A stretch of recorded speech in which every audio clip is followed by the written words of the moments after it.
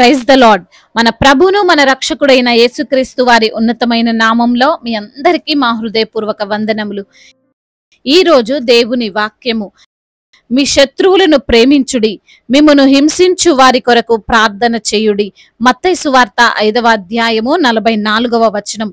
But I tell you, love your enemies and pray for those who persecute you. Gospel of Matthew chapter 5 verse 44.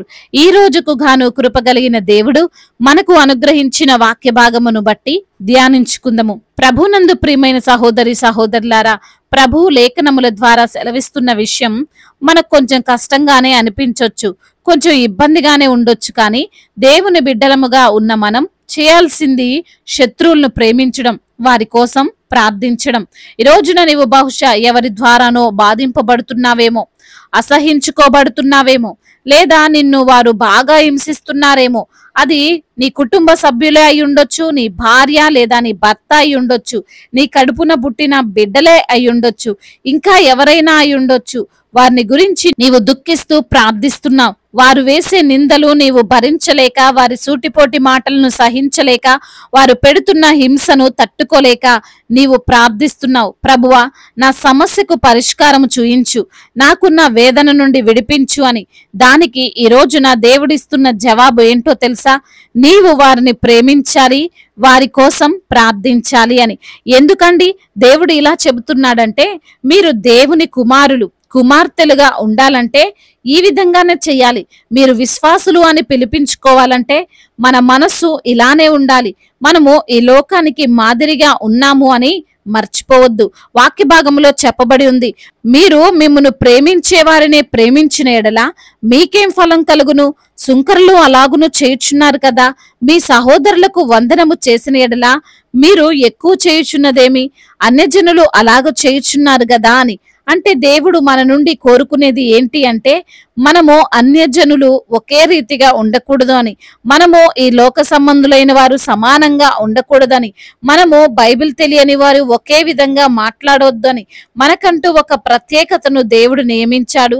దానిని బట్టి మన జీవితాలు ఉండాలి. ఈ లోకంలో ఎవరైనా వారిని ప్రేమించే వారినే ప్రేమిస్తారు కదండి. ఎవరైనా నీకు మంచి గిఫ్ట్ ఇస్తే నీవు వారికి తిరిగి ఏదో ఒక గిఫ్ట్ ఇవ్వాలని అనుకుంటావు. నీతో ఎవరైనా మంచిగా మాట్లాడితే నీవు వారితో మంచిగా మాట్లాడతావు. ఇలా ఉంటే లాభం ఏమిటి? లోకంలో అందరు చేసే పని ఇదే కదా. మనకు ఏది ప్రత్యేకత? నీకు ఏమి ఇవ్వలేని వారి కోసం నీవు ఏదైనా ఇవ్వగలవా? నీకు తిరిగి సహాయం చేయని వారి కోసం నీవు సహాయం చేయగలవా? నిన్ను దూషిస్తున్నా, నిన్ను హింసిస్తున్నా, నిన్ను అనరాని మాటలు అంటున్నా సరే వాటిని పట్టించుకోకుండా వారితో ప్రేమగా మాట్లాడే హృదయం నీకుందా? అలా ఉన్నప్పుడే నీవు నిజమైన దేవుని బిడ్డవు అని అనిపించుకుంటావు.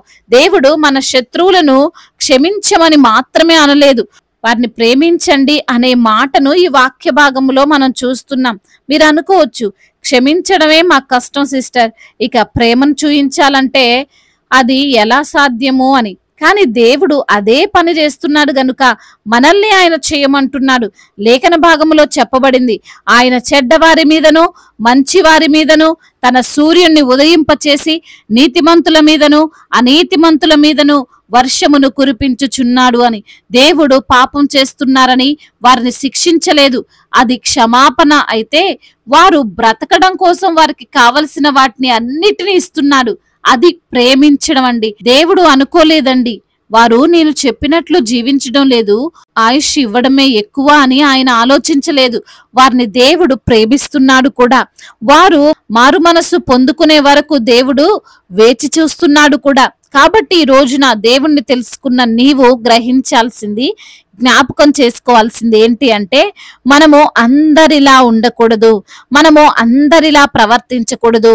ఈరోజు నీవు భర్త స్థానంలో ఉన్నా, భార్య స్థానంలో ఉన్నా, తల్లి లేదా తండ్రి స్థానంలో ఉన్నా, లేదా సహోదరుడి స్థానంలో ఉన్నా, నీవు చేయాల్సింది వారిని ప్రేమించడం. నిజమే, నిన్ను వారు బాధపరుస్తున్నారు, నిన్ను దూషిస్తున్నారు, నిన్ను అవమానపరుస్తున్నారు. వారిని శత్రువులుగా చూడకు, వారిని నీకు విరోధులు అని శాపవచనములు మాట్లాడకు. వారిని క్షమించి ప్రేమించు, వారి మారు మనస్సు కొరకు ప్రార్థించు. వారు మారితే నీకు మాత్రమే ఆ వేదన తప్పుతుంది అనుకోకు, అనేకులకు వారి వలన కలిగే నష్టము తగ్గుతుంది. కాబట్టి ఈ మాటలు వింటున్న ప్రియమైన సహోదరి సహోదరులారా, దేవుడు చెబుతున్నాడు, మనము మన శత్రువులను ప్రేమించాలి, వారి కొరకు ప్రార్థించాలి. వారు చేస్తుంది తప్పు అని తెలుసుకునేంత వరకు పట్టు వదలక ప్రార్థిస్తూ మనము ఆయన బిడ్డలము అని వారికి కనబరచాలి. అప్పుడు నీవు యేసయ్య బిడ్డవు అని అనిపించుకుంటావు. దేవుడు ఈ మాటలను దీవించి మన హృదయములో ఫలింప చేయునుగాక. వాక్య భాగమును బట్టి ప్రార్థించుకుందాము. ప్రతి ఒక్కరు కూడా ప్రార్థనలో ఏకీభవించగలరు. ప్రార్థన. మహాశక్తి సంపన్నుడా, మహోన్నతుడా, కృపా కనికరములు కలిగిన దేవా, జీవాధిపతి, మీకు స్తోత్రములు తండ్రి. ఈ రోజున వాక్యము ద్వారా మీరు మాతో మాట్లాడారయ్యా. అయ్యా, మా యొక్క శత్రువులను ప్రేమించమని, వారి కొరకు ప్రార్థించమని అయ్యా లేఖనము ద్వారా తండ్రి మీరు మాతో మాట్లాడారు. అవును ప్రభువా, మీ బిడ్డలుగా ఉన్న మేము చేయాల్సినటువంటి పని శత్రువులను ప్రేమించడం, వారి కొరకు ప్రార్థించడం అని. వారి కొరకు ప్రార్థించినప్పుడు ఖచ్చితంగా వారి యొక్క మనసు మారుతుందని, వారు తండ్రి రక్షణలోనికి వచ్చి ప్రభా మీ నామాన్ని మహిమపరుస్తారని, అంత మాత్రమే కాకుండా ప్రభా వారి ద్వారా కలిగే నష్టాలు కూడా తగ్గుతాయని వాక్యము ద్వారా తండ్రి మీరు మాతో మాట్లాడారు. అందును బట్టి మీకు కోట్లాది కోట్ల స్తుతులు స్తోత్రములు చెల్లిస్తున్నాం ప్రభా. అయ్యా, ఈ రోజున ఎందరైతే బిడ్డలు వాక్యమును విని ప్రార్థనలో ఏకీభవిస్తున్నారో ప్రతి బిడ్డను మీరు పేరు పేరున దీవించండి, ఆశీర్వదించండి, బలపరచండి. అయ్యా, వారికున్న కష్టాలు, వారికున్న శ్రమలు, వారికున్న శోధనలు అన్నిటి నుండి కూడా విడుదలను అనుగ్రహించండి. అయ్యా, వారిని తండ్రి మీరే తండ్రి మీ యొక్క కృప చేత జ్ఞాపకం చేసుకొని వారు ఎదుర్కొంటున్న ప్రతి సమస్య నుండి అయ్యా విడుదలను అనుగ్రహించండి. అనారోగ్యముతో బాధపడుతున్న ప్రతి బిడ్డకు సంపూర్ణమైనటువంటి ఆరోగ్యమును, స్వస్థతను మీరు అనుగ్రహించండి. యెహోవా రాఫాగా ఉన్న దేవుడు ప్రభా, మీరే ప్రతి బిడ్డకు మంచి ఆరోగ్యాన్ని దయచేయండి. హాస్పిటల్ బెడ్స్ పై ఉండి ఇంకా చావే శరణమని అయా బిడ్డలు వాపోతుండగా నా ప్రభా అయా మరణించిన వారిని తిరిగి లేపగలిగిన సామర్థ్యం కలిగిన దేవుడు ప్రతి బిడ్డకు తండ్రి విడుదలను అనుగ్రహించి ఆ మరణ భయం నుండి విడుదలను దయచేయమని బ్రతిమిలాడుకుంటున్నాం. అదే విధంగా నా ప్రభా ఆర్థిక సమస్యలు, అప్పుల భారాల నుండి విడుదలను అనుగ్రహించండి. అప్పు తీర్చుకునేటువంటి మార్గమును మీరే బిడ్డలకు బయలుపరచమని మీ జ్ఞానము చేత వారిని నింపి నడిపించి వాడుకోమని వేడుకుంటున్నాం తండ్రి.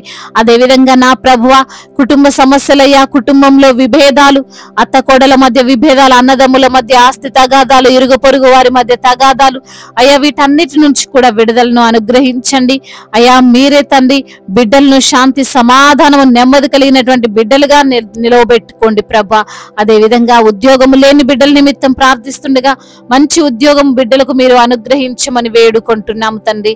అదే విధంగా నా ప్రభువా అయ్యా ఎందరైతే బిడ్డలు ఎన్నో కాంపిటేటివ్ ఎగ్జామ్స్ రాస్తున్నారు, మీరే ఆ బిడ్డలకు మంచి ఉద్యోగాన్ని దయచేయమని వేడుకుంటున్నామయ్యా. చిన్న బిడ్డలందరినీ కాచి కాపాడండి నా తండ్రి. యవన బిడ్డలందరికీ మీరు తోడుగా ఉండండి అయ్యా. యవన వయసులో అయ్యా చెడు స్నేహాలకు, చెడు అలవాట్లకు వారు బానిసలుగా మారిపోకుండా ప్రభువా ముఖ్యంగా మీ యందు భయభక్తులు కలిగినటువంటి జీవితాన్ని వారికి మీరు ప్రసాదించమని, ప్రతి యవ్వన బిడ్డకు ప్రభువా రక్షణను, మారు మనసును అనుగ్రహించమని వేడుకుంటున్నామయ్యా.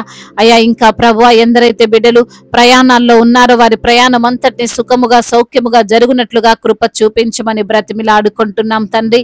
అదే విధంగా మరి ప్రభువా గర్భఫలము లేక బాధపడుతున్న బిడ్డలకు గర్భఫలాన్ని దయచేయండి. గర్భిణీ స్త్రీలను మీరు దీవించండి. తల్లి బిడ్డలకు క్షేమాన్ని దయచేయమని బ్రతిమిలాడుకుంటున్నాం. కోర్టు సమస్యల నుండి విడుదలను అనుగ్రహించండి అయ్యా. భూతగాథ సమస్యల నుండి విడుదలను అనుగ్రహించండి ప్రభా. వారి పక్షముగా మీరే ఉండి వారికి న్యాయమును జరిగించమని వేడుకుంటున్నామయ్యా. అదే విధంగా నా ప్రభువా వివాహాల విషయంలో మీ చిత్తమును బట్టి మొరపెడుతున్నటువంటి బిడ్డలను బట్టి అయ్యా వేడుకొనుచున్నాము తండ్రి. మీ చిత్తములో అయ్యా వారి వివాహము జరుగునట్లుగా వారికి సాటి అయిన సహకారాన్ని మీరు అనుగ్రహించమని వేడుకుంటున్నాం తండ్రి. మా భారతదేశమును, తెలుగు రాష్ట్రాలను మీరు దీవించండి. సమాధాన దేశముగా, ప్రేమ కలిగినటువంటి దేశముగా అయ్యా మా భారతదేశము నిలవబెట్టండి. తెలుగు రాష్ట్రాలకు తండ్రి మీరే తోడై ఉండండి. ప్రతి బిడ్డను ఆదరించండి, బలపరచండి అయ్యా. అధికారులందరికీ మీరు తోడై ఉండండి. వారు చేస్తున్న ప్రయత్నాలన్నింటినీ సఫలం చేయండి. ముఖ్యంగా మీ యొక్క చిత్తానికి లోబడే మనసును వారికి మీరు దయచేయండి తండ్రి. సువార్థికులను బలపరచండి. మిషనరీస్ ని మీరు దీవించండి. అదే విధంగా సంఘ కాపర్లకు తోడై ఉండండి. వారు చేస్తున్న ఆ పరిచర్యనంతటిని నూరంతల ప్రతిఫలముతో నింపండి. అనేక ఆత్మలను నరకం నుంచి తప్పించేటువంటి భాగ్యమును వారికి అనుగ్రహించండి. అయ్యా, ఇంకా ఎందరైతే చెప్పుకోలేనటువంటి కష్టముతో అయ్యా ఇబ్బందులు పడుతున్నారో వారికి ఉన్నటువంటి కష్టాలు నష్టాలు అన్నిటి నుండి కూడా విడుదలను అనుగ్రహించమని మా నాథుడు సర్వశక్తిమంతుడు సర్వాధికారి అయిన యేసుక్రీస్తు వారి ఉన్నతమైన నామంలో ఈ ప్రార్థనను అడిగి వేడుకొని పొందుకొని ఉన్నాము మా ప్రియ పరలోకపు తండ్రి. ఆమేన్. ఈ రోజు పెళ్లి రోజు మరియు పుట్టినరోజు జరుపుకున్న వారందరినీ దేవుడు దీవించి సకల మేలులతో ఆశీర్వాదములతో కృపాక్షేమములతో దేవుడు మిమ్మల్ని నింపునుగాక. మీ యొక్క ప్రార్థన అవసరతలను మాకు తెలియజేయగలరు. మీ కొరకు మేము తప్పక ప్రార్థిస్తాము. మొదటిసారిగా మన యొక్క ఆదరణ వాక్యం చూస్తున్నట్లయితే తప్పకుండా సబ్స్క్రైబ్ చేసుకోగలరు. ఈ వాక్యం మీకు ఆశీర్వాదకరంగా ఉండినట్లయితే అనేకులకు కూడా ఈ వాక్యాన్ని పంపి మీరు కూడా దేవుని యొక్క రాజ్య సువార్తలో పాలిభాగస్తులు కావాలని దేవుని పేరిట మనవి చేసుకుంటున్నాను. May God bless you all. దేవుడు మిమ్మల్ని దీవించి బలపరిచి స్థిరపరచును గాక.